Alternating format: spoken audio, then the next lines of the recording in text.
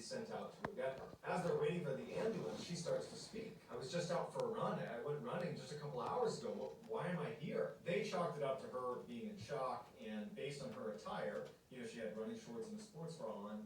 They're thinking, okay, I don't know how she wound up in the water, but it seems like she went running, fell in the water somehow, and thank goodness we found her. She gets in the ambulance, they bring her to the hospital, and after the initial treatment is done, and she's stable and laying in bed and being treated for hypothermia and for this bad sunburn, she starts saying to nurses and doctors, she had just gone running like a couple hours ago. How did I get here? Why was I in the water? And they didn't know either. Finally, when she was able to confirm that she was in fact Hannah Up, and they got in touch with her family, who also confirmed that this girl sitting in the hospital bed is in fact Hannah Up, investigators were baffled because Hannah Up had been missing for 3 weeks, not one day. When they said this to Hannah, she couldn't believe it. At first, everyone was okay with Hannah not being able to remember because she just went through something traumatic. We'll give her a couple of days and then we'll reapproach the subject. As time went on, it became clear that Hannah had absolutely no clue what happened over a 3-week period that she had been missing. 3 weeks before she was found, she had left her apartment in New York City to go for a run. This was the day before she was set to start a new school year at her school in Harlem. When Hannah did not return to her apartment that night, her roommates actually didn't think much of it. From what I can tell, the roommates were not particularly close, and it wasn't unusual for them to kind of have limited interaction. 4 days would go by before Hannah's roommates would notice that she still hasn't come back.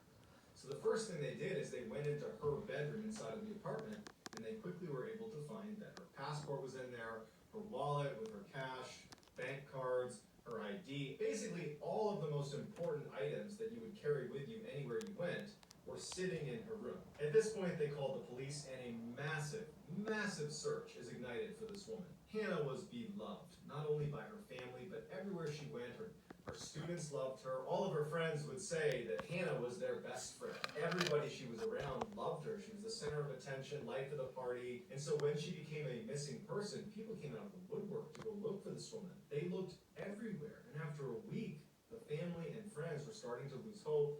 And the police would admit that at that point, they were just looking for a body. They assumed that she had been the victim of some horrible crime. Her case, her missing person case, had made national headlines because it didn't really make any sense. There was absolutely no trace of her. She was gone running and then vanished. And despite living in New York City, where there's cameras everywhere and witnesses everywhere, they couldn't find any footage of her. They had no leads, and no one came forward. The New York Times would say it was as if the city had opened wide and swallowed her whole. Then there was this huge break in the case because there was an Apple store in Midtown Manhattan that spotted her clearly entering their store and logging into one of their computers. They saw that she logged in with her email address, but on that computer there was no record of her sending or receiving any messages. But she did successfully log in, and oddly enough, one of the people that went to school with her approached her and was like, Hannah?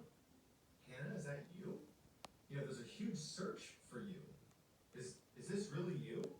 Hannah, on camera, looks at him and says, no, I'm not Hannah. And she ups and walks away. Police show up.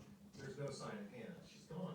Police took the footage and showed it to Hannah's mother, and she recognized her 100%.